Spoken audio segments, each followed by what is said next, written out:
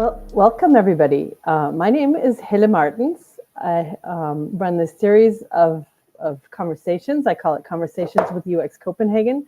I have a conference that I've been running for 10 years. Next year will be the 10th event. So, and it's called UX Copenhagen.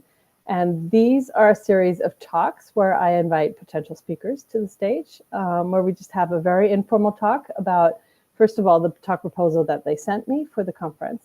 And then second of all, just to get to know them.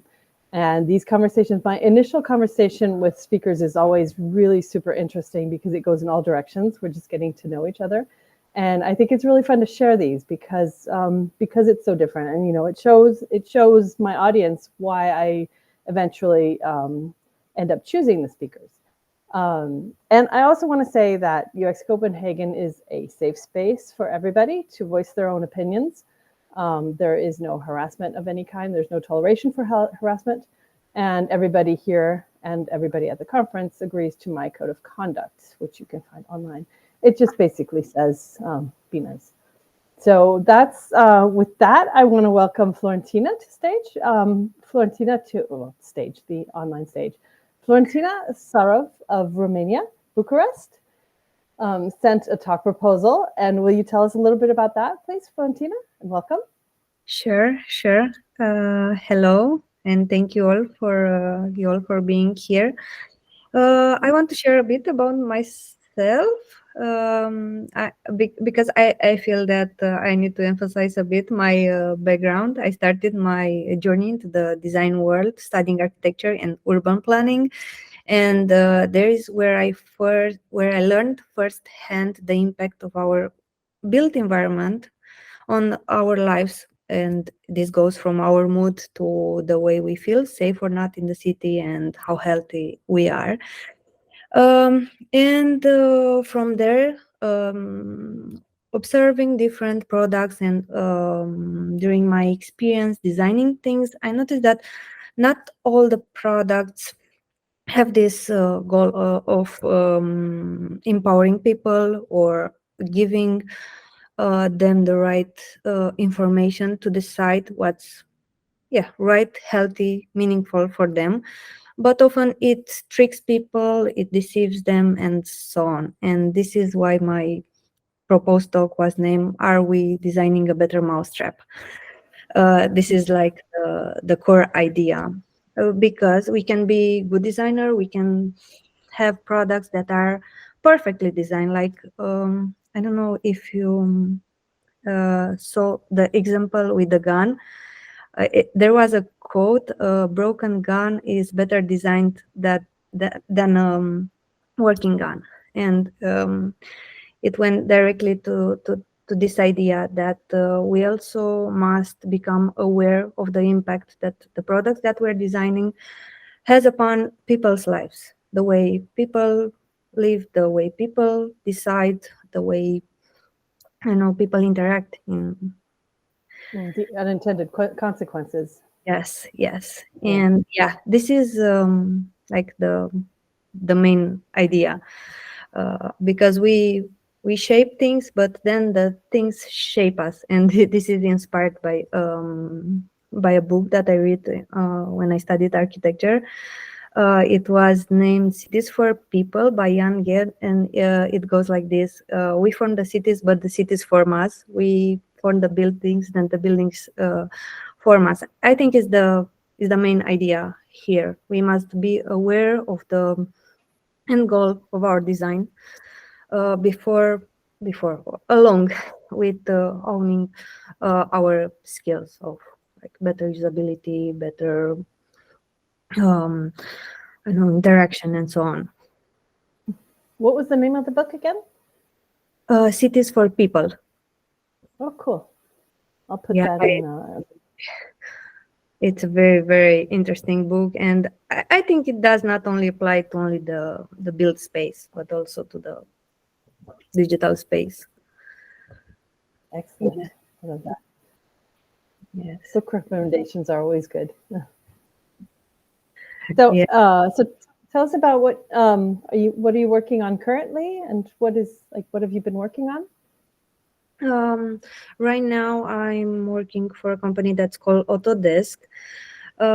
It's a company that makes software and services for architecture, engineering, construction, entertainment, and media services, and I think also education. Basically, it's the digital background for the physical space, for the built environment. And yeah, for me it was like coming home when I joined Autodesk, because yeah, as you can see, they have this impact over the built space, the way the manufacturers works, and also, yeah, for the safety of the people.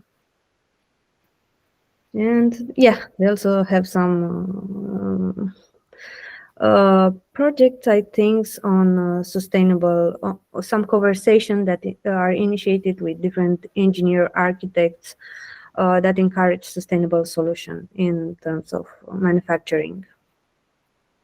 So how are these other groups? How good are they at listening to your designs, like your opinions as a designer?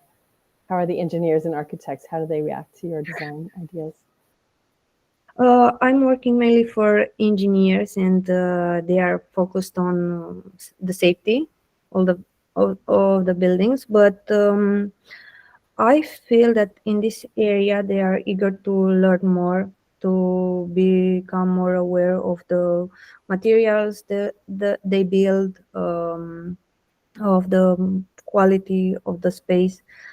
I feel there is a high interest in this area, at least with the customers that we're talking to.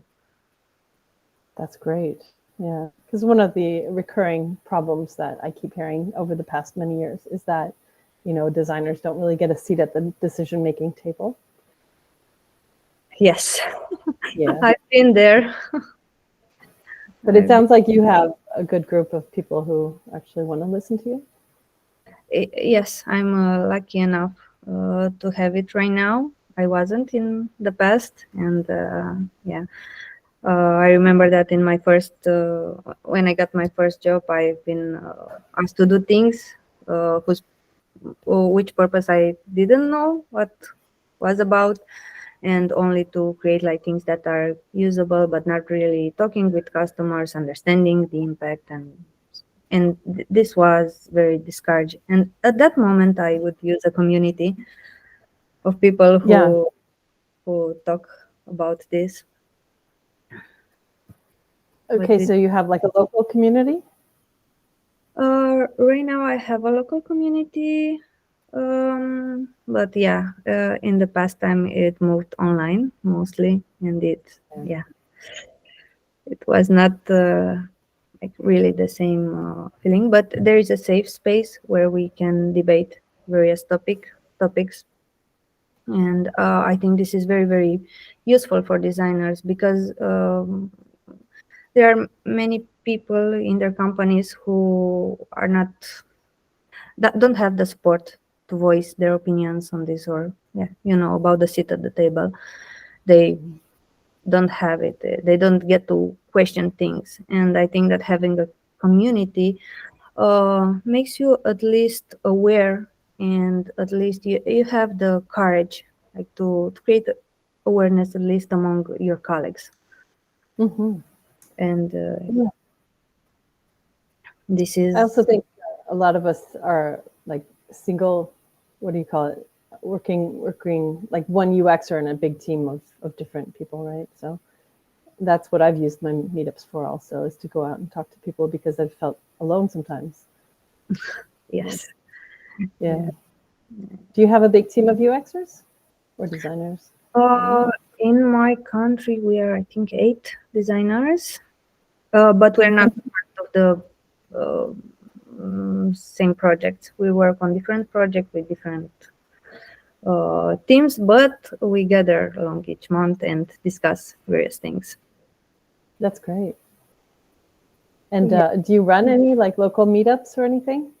Any communities? No, but I was very inspired by your team. this year to talk about things like consumerism and like what's beyond this, because it's like the background for the background is the ethics, the code of conduct of a designer. And I was thinking just before our meeting that we might use some of this kind of meetups in our country as well. So there aren't any local meetups? Are local, but not with this theme, with those kinds of. Yeah, It, yeah. yeah, It's depends. interesting. Do you have like a ladies at UX?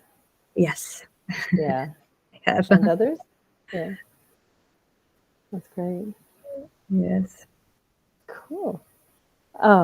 If anybody has any questions, feel free to break in. You can jump in anytime.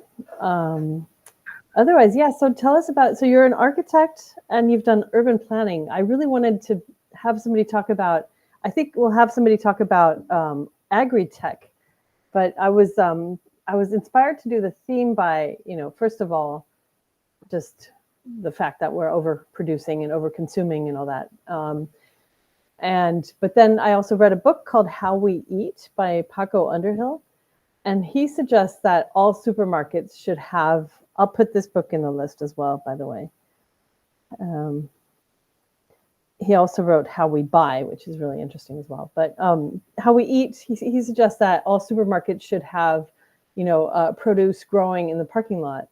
And that, we should rethink, just completely rethink the way that we eat and that we produce. And also, one of the things that inspired the theme was our closing keynote for this year, Angelos Arnis, who said that, if we continue farming the earth the way we're doing it now, we have 60 years left, and then there's nothing left. We've depleted all of the resources.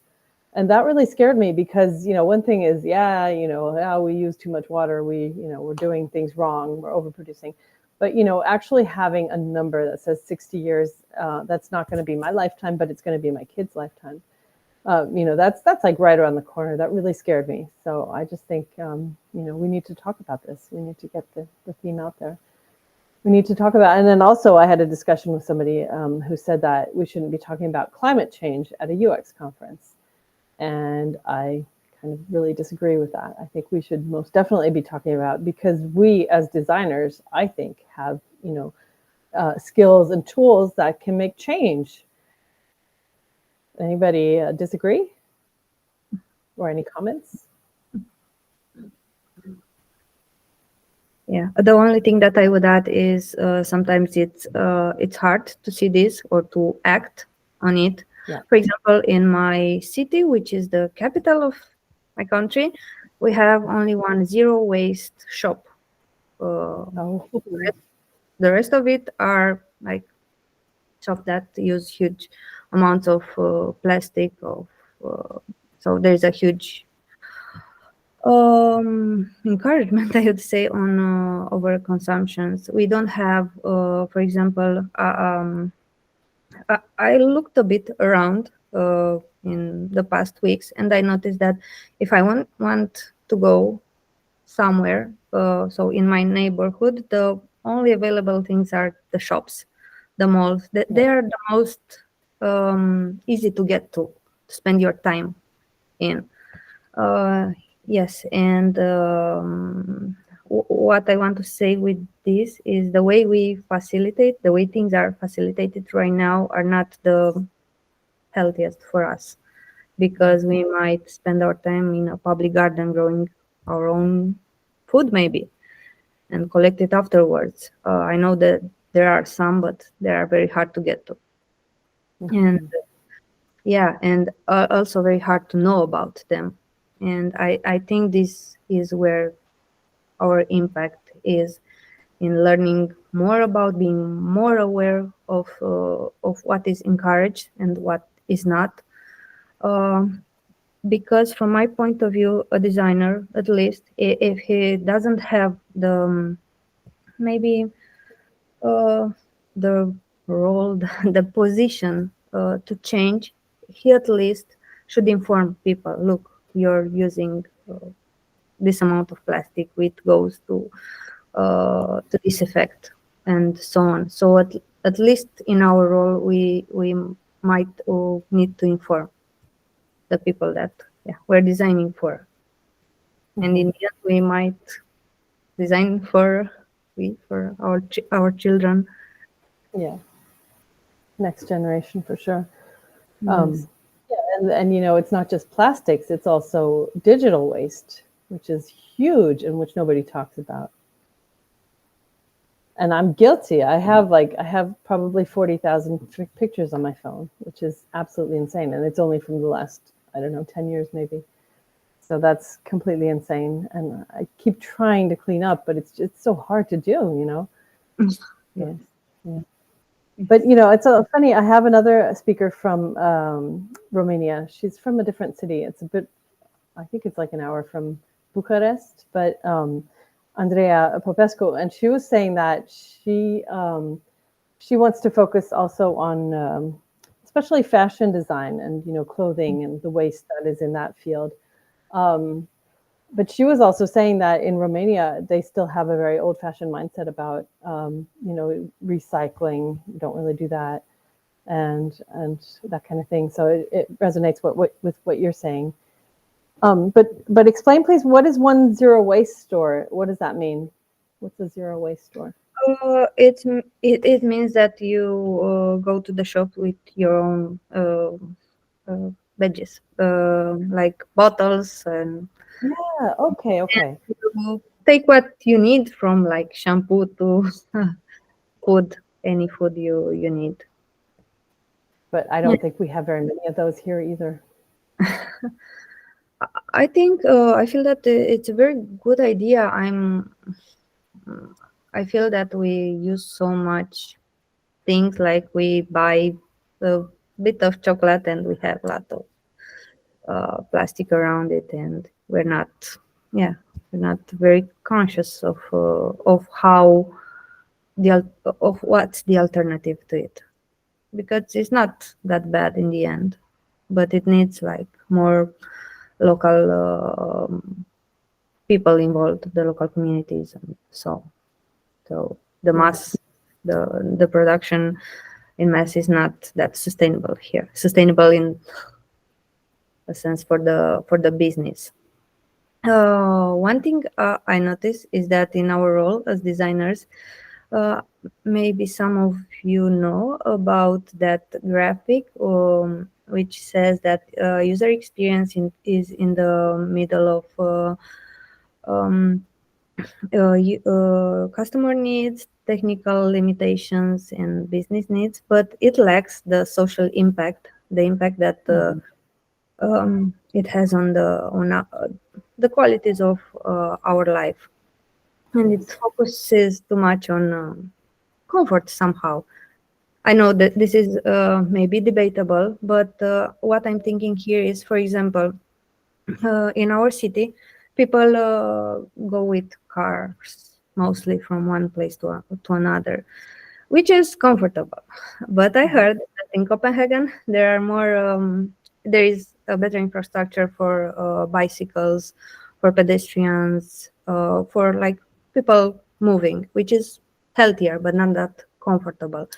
And I think this should be part of our role, of our thinking, of our philosophy as designers, to take into account the social implication, which, yes, might be uncomfortable sometimes, but it might lead to better effects in the long run for us as a society, because it is comfortable to buy things that are, you don't have to take your bottle with it to buy water. You have plastic, but in the long run, it's not benefic for us.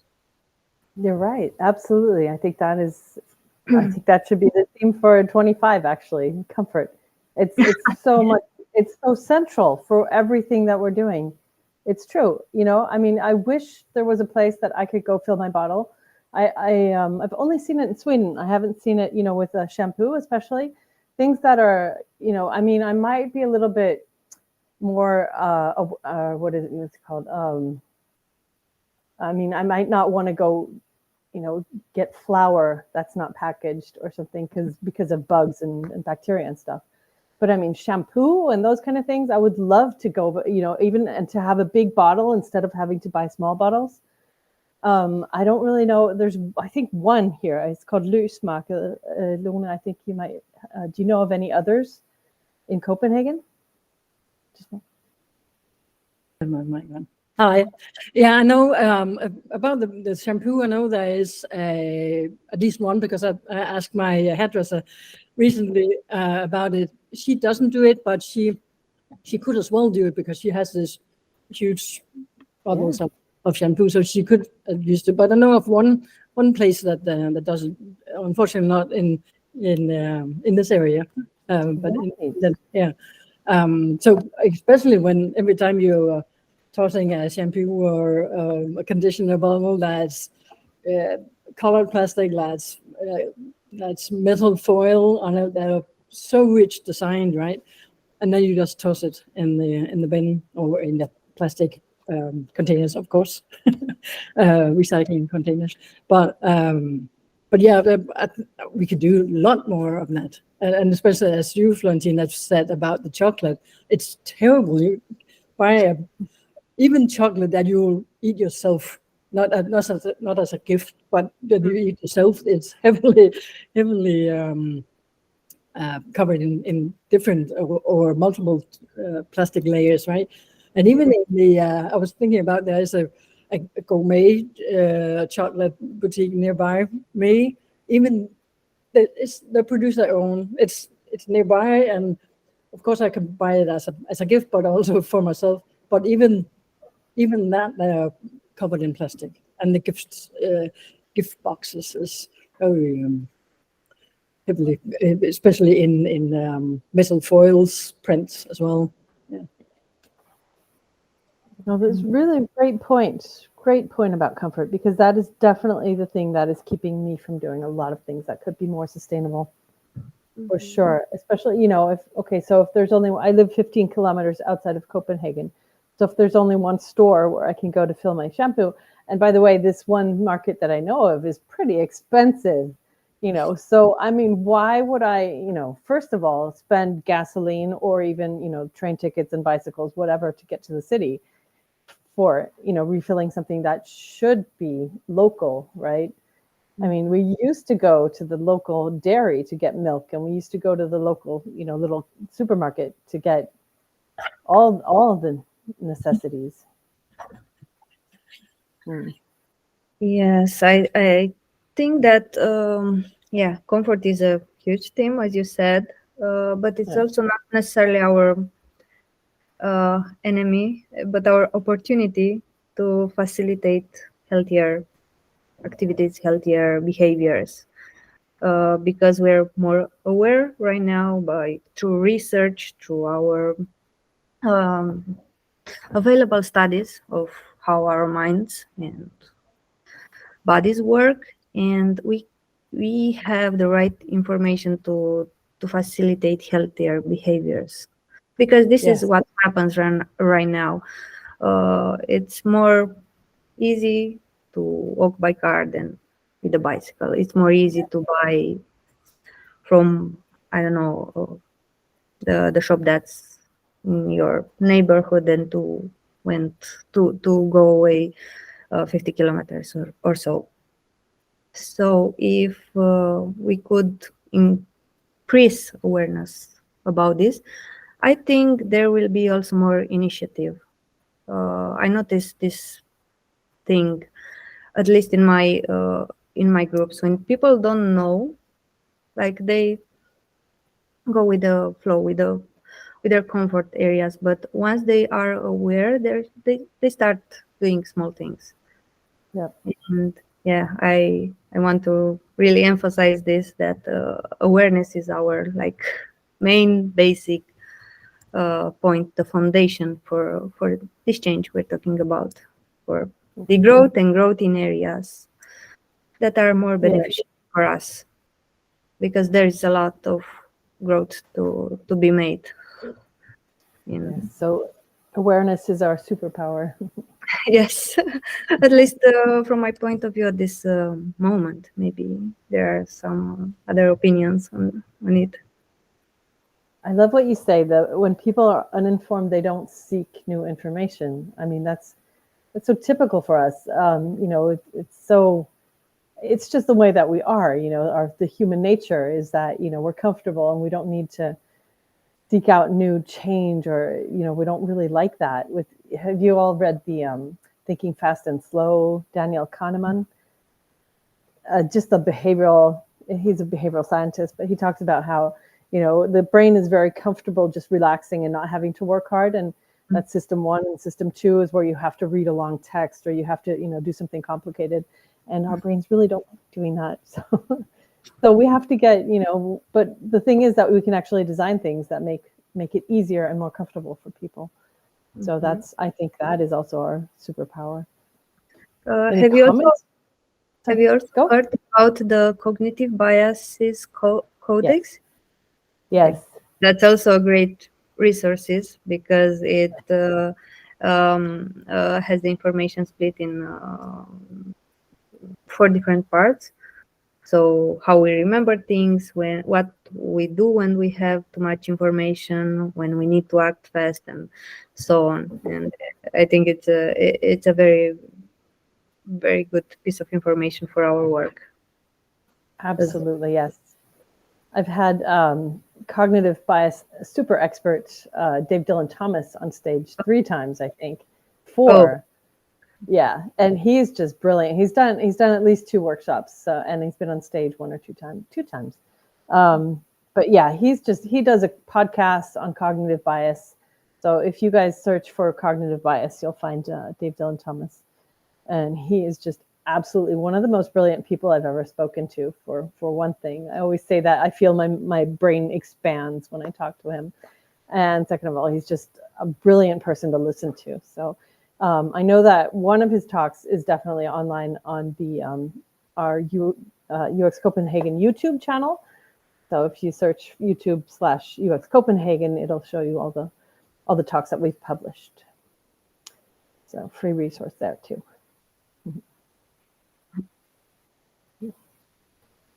Anybody want to jump in with anything? Please feel free. Just unmute and go ahead or ask questions.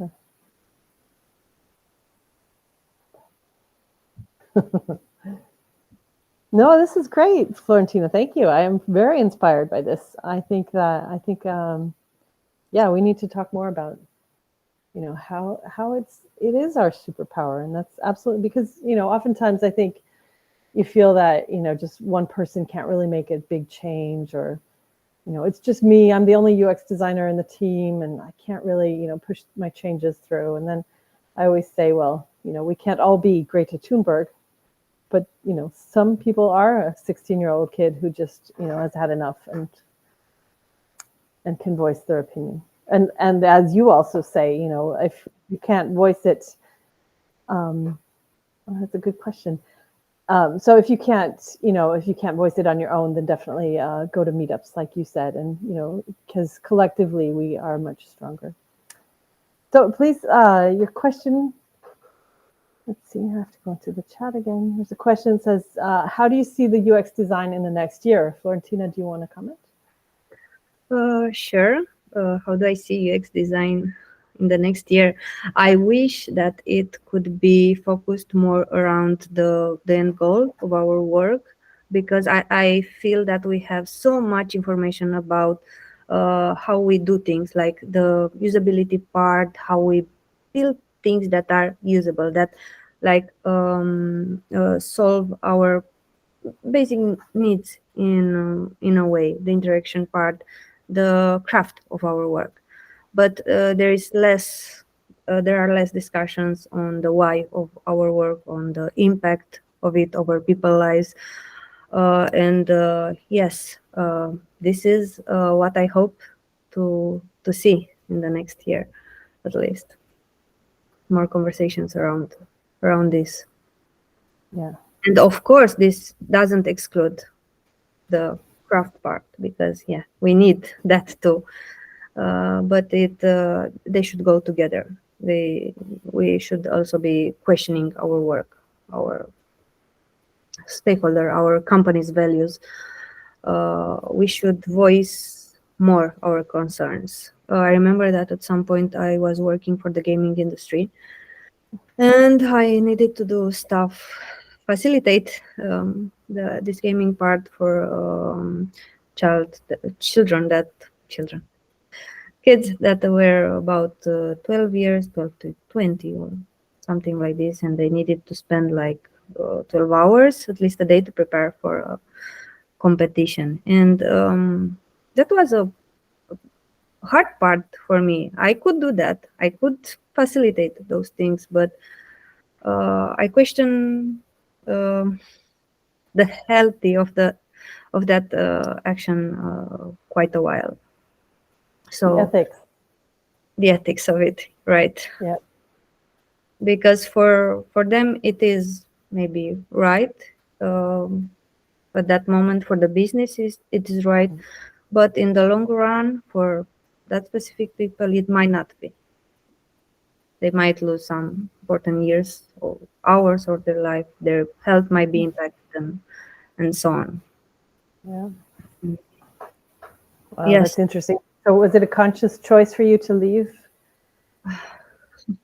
I had several experience in my work. I think this led me here to like seek a place where I could voice these things. And yes, it was a conscious choice. But one funny thing, after I left, I went to an interview for another company. It was an e-commerce. It was a website that I just loved. I bought a lot of stuff from there, like house products, things, yeah, to decorate. And I was asked during the exercise to do some things to convince the customers to buy more. And one of it was to say there were less products, like it's one left. And I was asked, is this the real thing that's happening? It's only one left? Oh no, it's just our marketing campaign. And I was so so disappointed.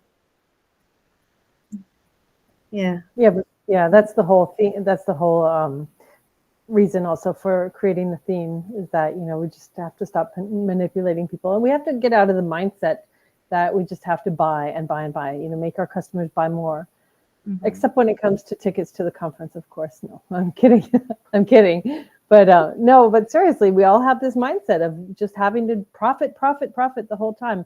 And I think we need to move away from that. And we, again, as designers, I think that we have the tools and the methodologies to show people that, if you concentrate your user group and you focus on selling what is really necessary, the exact right amount without waste, I think that we can convince people that you can still profit. So yeah, this is something that I also thought while thinking about this theme, how companies could change, because there is like this business part. You need to have profit, you need to produce. There is a whole system, and I feel that here we need more people that are from different departments to be engaged in this kind of discussions. It would be great if at the conference it would be more people with different backgrounds. I mean. Yeah. And one example that came to my mind, I have a small kid and he wants a lot of toys. He has a lot of toys. I just decluttered with him, and I was thinking, how could this be solved? Because we have a lot of toys, we need to give them away. We don't find communities that with which we can share. And I was thinking that one smart way to do this for kids, because kids grow up, they play, I don't know, for maybe a few months with a toy, and they leave it, and they have a few favorites. And there could be a higher quality for the toys, maybe higher price, and then a place to fix it and to borrow, have it for a few weeks or so, and the system could change You don't have to borrow things again and again to buy. Sorry, but you can take it for a while, and then other kids could be using it. That's fantastic. And I think the same should go for tools and for, power tools and for everything pretty much. Right. I really do.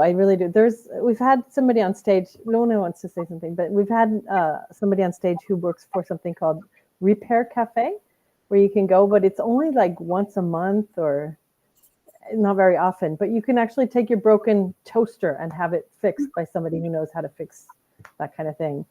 But I think one of the important things to mention here is that, we're going to have to bring this forward to the producers, because how can it be that this phone could have lasted 10 years, but I can't change the battery.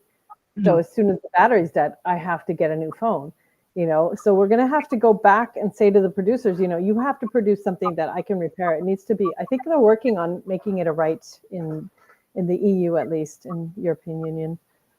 Lona, please. Yeah, I was just about the toys you were talking about for kids. I live nearby a store that only have used toys, so you can go with your old toys, get a bit of money for it, or some you won't pay for, and then you can buy. It's a proper store that has shelves and boxes and all that, so you can just buy old used toys, and that's a huge success. It's a huge.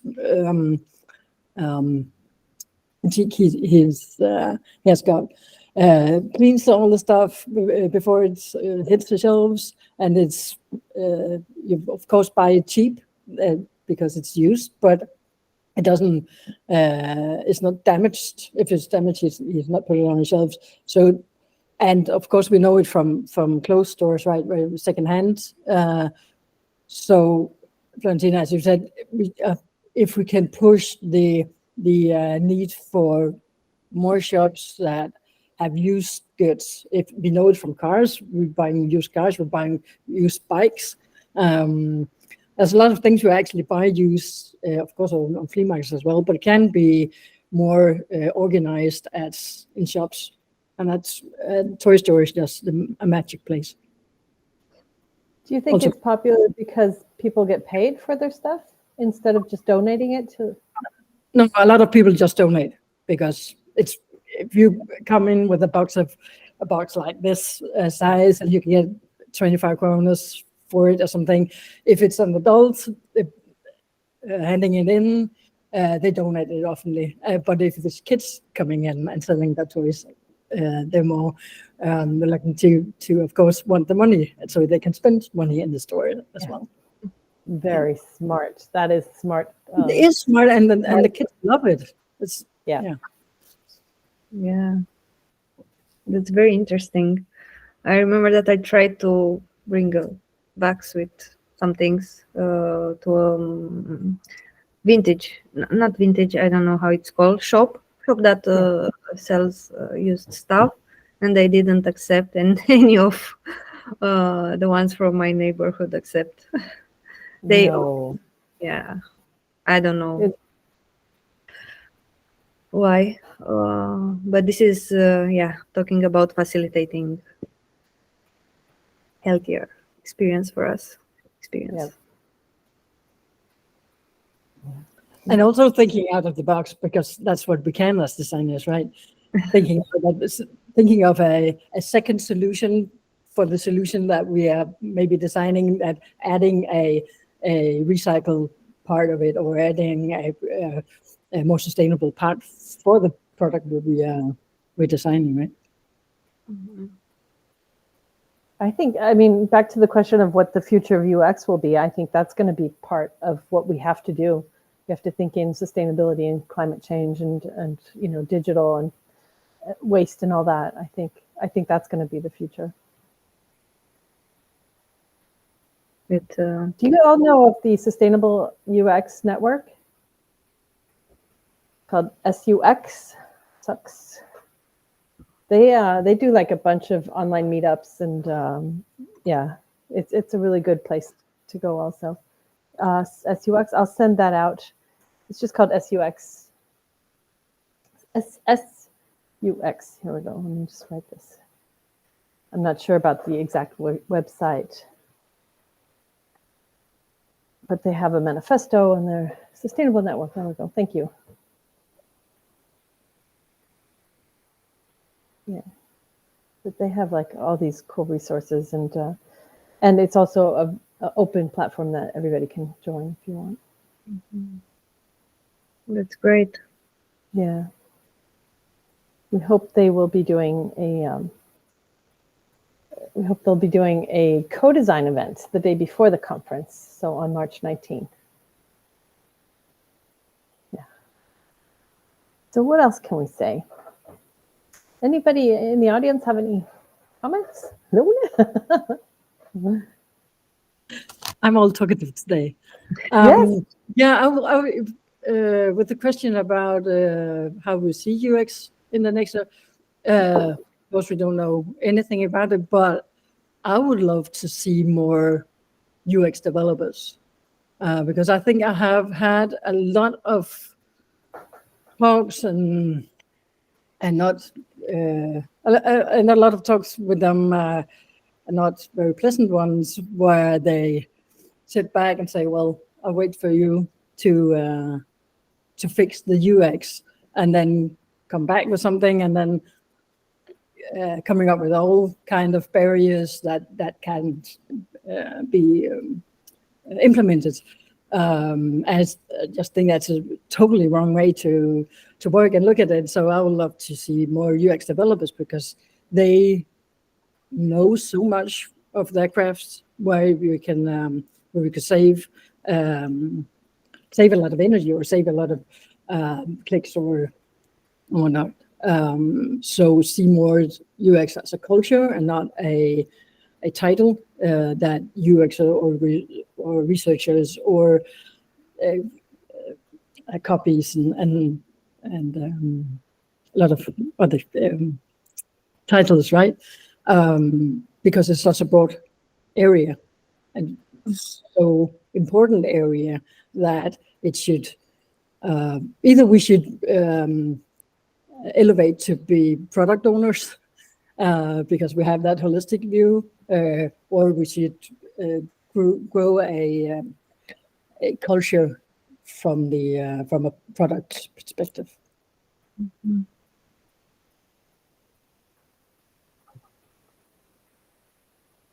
Yeah, that's interesting. And then silence. I've got a bit of, hi everybody, I'm Andrea. I've got a bit of insight here as well, and maybe it's related to the way we consume things, because as part of like this digital consumerism is also the traffic that goes online, all the data that we, so instead of reading a text, we send a video, and instead of, I don't know, sending a message, we send a video message, or I don't know, all sorts of, like all this content that is really heavy in transferring data, and this really adds a lot on the consumption, on the burden, on the but from my perspective, it's very difficult to understand. This is like kind of like a new information for me, because I'm a UX designer. I don't really deal with all the how bits operate and how things get transferred. So I understand it consumes, but maybe I can find as a solution right now, the only thing that I can think of, maybe I shouldn't use that much shadow, or I should go for a flat design rather of this, or I should go for, I don't need so many special effects. I don't need to do, I don't know, gradient color, or I don't know, all sorts of like different kind of things. But maybe if having like an engineering perspective on this could also help like finding more solutions to these problems, because I feel like a lot of what we do in physical world, it has the tendency to go digital in the next few years. So that's gonna have like, I know we're talking about the shops and we're talking about the cars and the transport, but I think the digital world is gonna have like kind of like it's gonna be one of the big players in this all this consumerism area. So yeah, I think like wearing many hats, it's or if not, at least having the dialogue and having the conversation and the awareness that Florentina and everybody is talking about here. I think that this SUX network, again, has a lot of resources that you can look up. Like, for example, we're just learning that, okay, so our website is on WordPress, and that's apparently one of the worst places where it uses most, consumes most energy. But, you know, one of the things you can do is like use WebP instead of PNG or JPG pictures. So like lower resolution. Also, I'm learning that you can use like black and white instead of bright colors, and, you know, background themes add to the CO2 consumption and so on and so on. So, I mean, there's just so many things, but I think that SUX is kind of gathering, you know, ideas for what we can do. I agree, and I really I feel there might be a bit of some potential here, because, like, for example, the thing that I've done recently is I've switched my my telephone on black and white, so I'm not using colors on my phone. It shows black and white, just because it makes me use it less, and it's not so interesting anymore. So I put it aside, and I just don't spend a lot of time. I don't feel like scrolling a lot through social media anymore, because it's just not so interesting anymore. So I feel like it might be, yeah, it might be also impactful, like all these things that we, you know, we might feel that they're unattractive. Actually, they might be good for people, and they maybe they're not as much, you know, like invested in special effects or in all sorts of, you know, tricks and magic on the internet. Maybe sometimes people also want to cool down, and also want to use like a clean and an interface, not so busy, you know, not so crowded, and not so. Yeah, I agree. Thank you for the tips, you know, and we're always learning about things. There's so much to learn. That's a great tip, for sure. Yeah. Yeah, you can try it out for a while, like you see. I will. That's very interesting. Also, Go on. the black and white tip is quite good for designers to design in black and white, so it's not boring to get Well, them. that, and then also it gives you more empathy towards people who are colorblind, right? Mm-hmm. Exactly. Yeah. What were you saying, Florentina? Yeah, I found Andrea's ideas very interesting in the way of how our minds work. You know, about the dopamine effect that we have when we're scrolling, when we're seeing TikTok videos. By the way, I don't have yet TikTok. I'm too old. I'm pulling the old school card. I'm too old.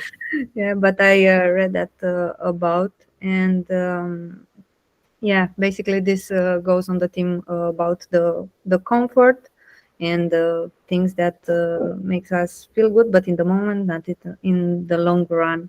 And yeah, I feel that there is so much to discuss in here, like the effects, the impact on a specific moment over the long run. And Well, that's your talk for 25 then, under the theme of comfort. Ties in with ethics as well. Ethics is always an overarching theme. yes, right. It includes many things. And Any last comments we have about? Sorry. And it's also about this change. I studied in my master degree. For my master degree, about the way we process information right now, the fact that it is fragmented now that we're talking about digital. Just excuse me, I have low battery. Okay. And okay, sorry. And I remember that I found very interesting that right now we have so much fragmented information, and it makes us it makes our decision feel a bit harder to be made. And I think from Andrea's point of view with the black and white, using black and white, it helps us with focus, concentration, and yeah, this is something that we can bring awareness about it.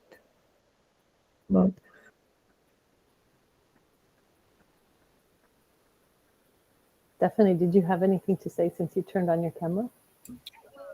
Yeah, like, hi, first of all, I'm Stephanie, sustainable product designer from Hamburg. I wanted to say something when Lona spoke about UX developers. So I think that the conversation has moved on, but since I'm talking now, I'm just gonna say it because I've been thinking for the past few weeks that what we need as like the tech industry is a lot more collaboration between UX designers and developers and product managers and everyone that's involved, because it's still this kind of, someone has an idea, the product manager writes a ticket, the UX designer makes some wireframes, the developer then does it, and then we're all agile, but it's still like a mini waterfall. And this whole idea of, putting people from different disciplines with different backgrounds together to solve a problem is so not happening. And this is especially true when it comes to this whole sustainable UX/tech movement. It was so funny because I come from product UX, and I recently joined like a little boot camp on the side for web development. And I found another girl, and she's still in her studies and something like that. And we kind of talked because we're both into sustainability. And then she was like, oh, that's interesting. So you're coming from the UX side and are interested in this whole sustainable thing. It's like, I'm coming from the development side, and I always hear like, we developers want to do these cool and sustainable things. And then the UX designer comes along and be like, yeah, but then it looks ugly. And I was like, yeah, I'm having the same conversation in the sustainable UX bubble that, oh no, the developers are always like, oh no, this is so much more effort, right? And it's like, we're having our separate bubbles and we're not talking to each other, and we always blame. And I mean, to be honest, everyone always blames the product manager. So that's the bigger problem. But this whole thing of, I feel like people have the same good intentions and we're not bringing them close enough. And to tie that back to the original question of, future of UX and stuff, I think that as UX people, we have the skills and the tool set to bring people together to better collaborate. And I think that would be a great mission for the next few years, because I feel like we can have a lot more impact when we work together with all the different disciplines. Yeah, that's a very, very good point. Yeah. Yeah, that's so funny, huh? And all of the UXers are like, oh, the developers, they don't want to do any change. They don't care about sustainability. No? Yeah. Yeah, I would like to say the collaboration part of it, as you're talking about, Stephanie. I've been lucky enough to work at a company where every approach to a new assignment was design thinking. So being in that room with developers and business and designers was really, really beneficial. But that just stopped when we got in production. That was not the same people with that mindset when we got into production. So that was this divided area where UI designers sat in their floor and the developers in another. So that wasn't all the good intentions was quite hard to get implemented, even though we figured it out the right way. Yeah, I agree. And especially like what I've noticed is that they're like different kinds of people, as in, hey, we like to collaborate and we like to do all the new idea stuff. And then let's be a bit cliche. There are, for example, some developers who are like, okay, I just want to implement it, leave me alone, give me my ticket and I do my stuff. I think it's not about the role or the function. It's more about how people are from their personality, and both is fine and both is needed. And then we have this big issue that, like, in a company, in a project, on a product, you have these phases where you want to be innovative, and then you have these phases where or like, the whole operations, the thing that we build still needs to run, and a lot of effort needs to go in there. And I think this is a big conflict that we still need to solve, how we do that in a product team so that both can work. The innovative collaboration heavy part, and then everybody just does their thing. Maybe have some time dedicated for this part of collaboration. In our company, we have some workshop in which everyone is involved, and then everyone goes to their place and to their stuff, developers mostly, because we as UX designers are involved in more discussions.